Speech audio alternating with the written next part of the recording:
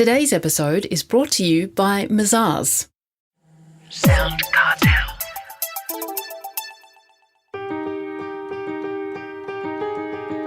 From SoundCartel, I'm Nicole Goodman, and this is Business Essentials Daily.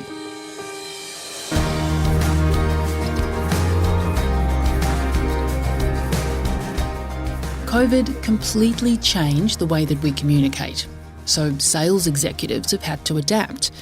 Video conferencing is now a preferred option for many clients, but what does a good sales process over the web look like? Well, sales and negotiation consultant Julia Ewert can remove some of the guesswork with excellent advice on how to make the most of this new world.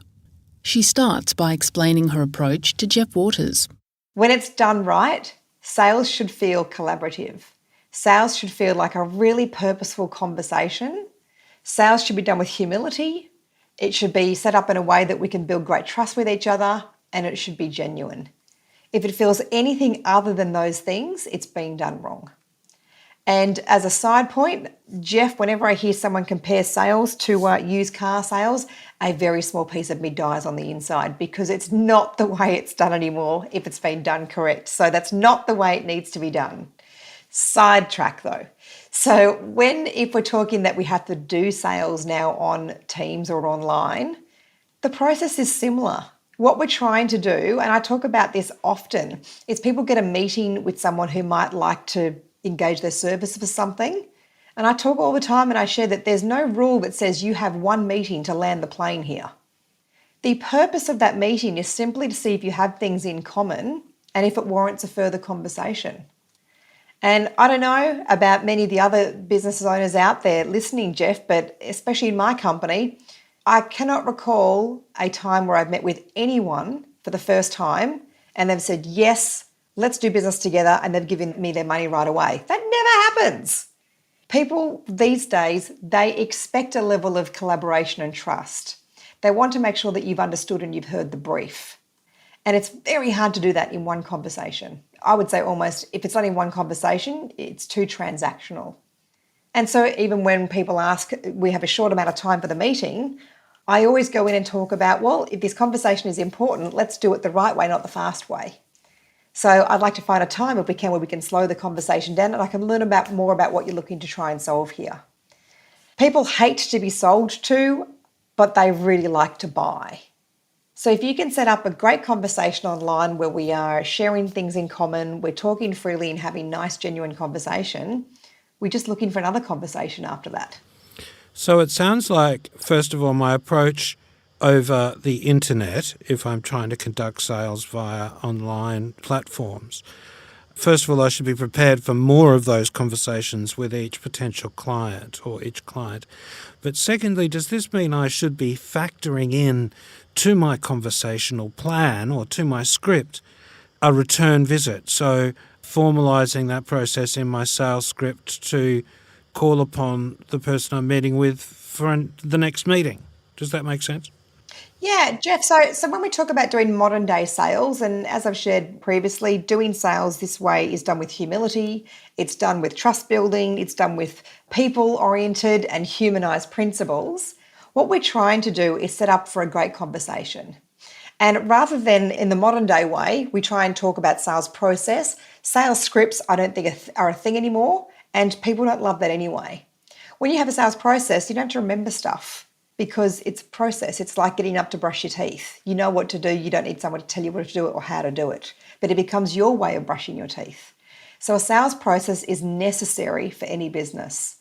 It's necessary because it helps us to have a great conversation, which is designed to keep the process moving forward. So one of these things that we can do, as you've said, is not to finish a conversation until we have the next conversation booked. Excellent. You know, Mazars have been a long-time supporter of SoundCartel, and now they're helping us bring you this podcast. To find out how Mazars can support your business, visit mazars.com.au. That's mazars.com.au.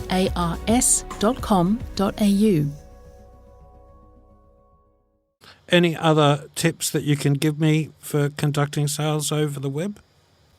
So your process needs to really be about engaging other people. No different to if I was sitting with you in a coffee shop.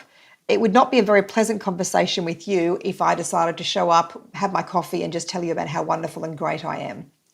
So we have to avoid to do the same thing online. And this is the phrase that I've coined that's called the show up and throw up. The show up and throw up is when you get in the meeting and you start vomiting your greatness all over someone. This is a terrible strategy.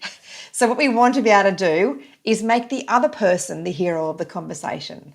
We come prepared with very purposeful questions that are designed for someone else to share what's important to them. There is a time for you to sell your wares and tell someone how you can help, but I can tell you up front, it's probably not in the first 30 minutes. So what should be in that first 30 minutes? Outline it for the newcomer. So what we should be doing in that first 30 minutes is certainly come prepared with some information on who we're speaking to and why they want to meet with us. Second thing we do is we outline in the conversation, hey, what we're going to cover today is this and this and this. Would that be okay with you? And also, there should be some nice chit chat in there, right? Where are you? Where am I? How's your week been? There should be some nice chit chat. And that's, 5 to 10 minutes. But really, in that first 30 minutes, 90% of that time, Jeff, should be asking open questions designed to bring out information from the other person. Insightful questions, so that person actually thinks, wow, no one's ever asked me this before. I've never really thought about this stuff before. This is really interesting and insightful. This is a great conversation. So we should be asking questions in a sales conversation, things like, what are you ultimately trying to solve? Tell me, what have you tried in the past to solve this problem? What is the impact if you can solve this problem correctly? Why is now the right time for a conversation about this? What is the impact if you don't solve this problem? Why might I be someone who can help you here? What is your appetite like to solve the problem? What do you think the solution is? So these are questions that are designed to give great conversation and great collaboration, but they're not designed for me to be the hero where I say, here is the answer, here's what you need to do, because that's selling. And people don't like to be sold to, they like to buy. So by asking people to articulate these questions, sometimes, Jeff, it's the first time they've been asked these things and have to think about them. So it does make for a really great conversation where someone can articulate, yeah, do you know what? I do have a big appetite to solve this. I didn't think about things that way. Finally, are there any common mistakes that people make when they're trying to sell over the web? Yes, they try and play for speed. Playing for speed doesn't do anything. Speed kills. So we should slow the conversation down. We should take our time to connect with people, knowing that we might have to work a bit harder online than we do if we're in a coffee shop and we can make some observational conversation. So we should not play for speed. We should take the time to actually have a few minutes of rapport building and some chit chat. The biggest mistake people make is they turn up online and they do that show up and throw up. They turn up and they think they've got 20 minutes or 30 minutes or an hour to vomit their greatness all over someone and pitch. Pitching is a terrible way to land business because, again, people don't like to be sold to. They like to buy. And so, yes, big mistakes that people make when they're trying to sell through video conferencing, Jeff, is they talk too much. They talk too fast. They talk with the wrong information. But ironically, when you have a sales process in your business, it tells you exactly what to do, when to do it, and how to say it. So it takes all the guessworking out of it. And if you wing it, you won't win it. So we want to be purposeful with what we do. So plan ahead and ask plenty of open questions. Absolutely. There is a time when you can present your services and how you can help someone. But if the research tells us if you present that too early, you'll actually break the trust with the person that you've got online there. That was sales and negotiation consultant Julia Ewert.